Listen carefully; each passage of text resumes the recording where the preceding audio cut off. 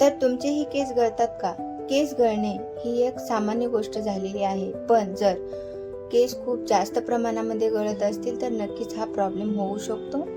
तर केस किती प्रमाणामध्ये गळले पाहिजेत किंवा केस किती प्रमाणात गळल्यानंतर आपण ट्रीटमेंट घेतली पाहिजे, तर आज आपण सगळं डिटेलमध्ये पाहणार आहोत.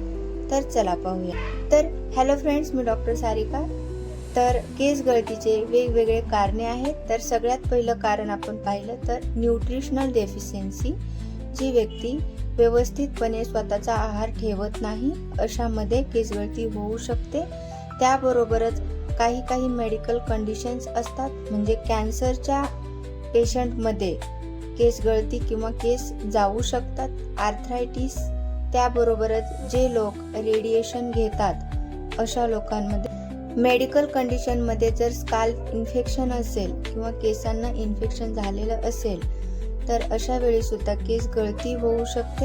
काही हेअरस्टाईल्स असतात, पोनीटेल, ब्रेड अशामध्ये सुद्धा, किंवा केमिकल रिॲक्शन केसांवर काही लोक करतात, स्मूथनिंग असेल किंवा स्ट्रेटनिंग असेल, तर अशा वेळी सुद्धा केस गळू शकतात. किंवा काही ट्रीटमेंट, म्हणजे त्यामध्ये म्हटलं तर रेडिएशन, केमोथेरपी.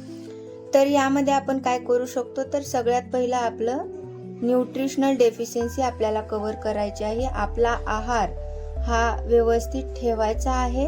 सगळ्या प्रकारचं, म्हणजे vitamin E, vitamin C, vitamin D, म्हणजे मल्टीविटॅमिन आपल्याला आपल्या आहारामधून व्यवस्थितपणे घ्यायचं आहे. आपल्या केसांची व्यवस्थितपणे आपल्याला काळजी घ्यायची आहे, म्हणजे सॉफ्टपणे आपल्याला आपले केस हँडल करायचे आहेत.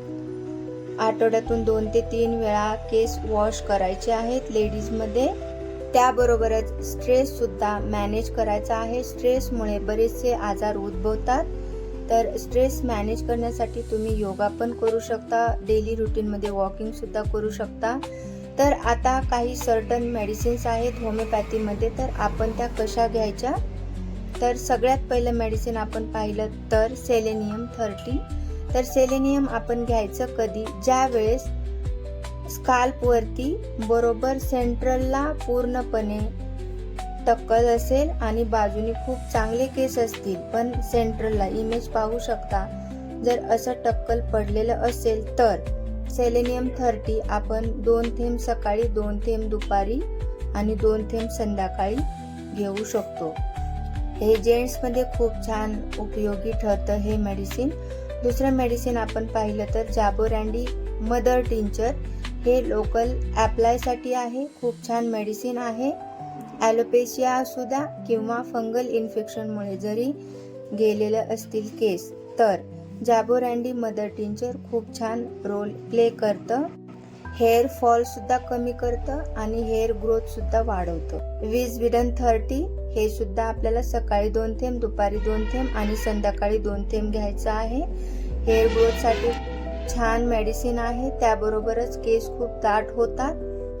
ॲसिड फॉस 30, जर डायबिटीजचं पेशंट असेल किंवा थायरॉइडचं पेशंट असेल आणि त्या पेशंटमध्ये जर केस गळती होत असेल, तर आपण अशा पेशंटला ॲसिड फॉस 30 पोटेन्सीमध्ये सकाळी 2 थेंब, दुपारी 2 थेंब आणि संध्याकाळी 2 थेंब देऊ शकतो.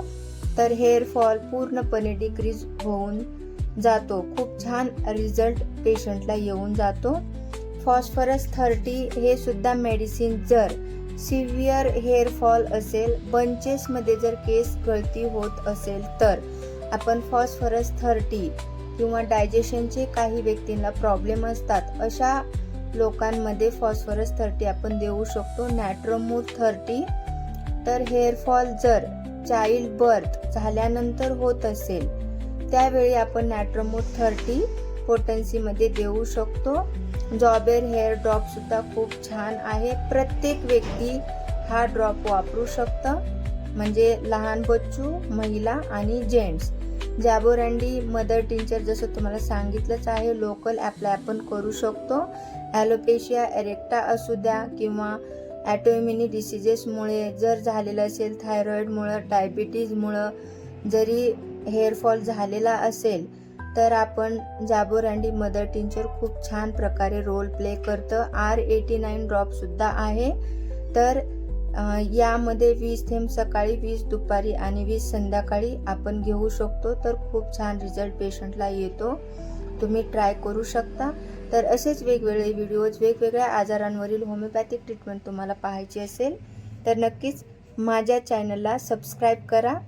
त्याबरोबरच माझ्या व्हिडिओजला लाईक करा आणि लास्ट म्हटलं तर बेल आयकन दाबायला विसरू नका. Thank you so much.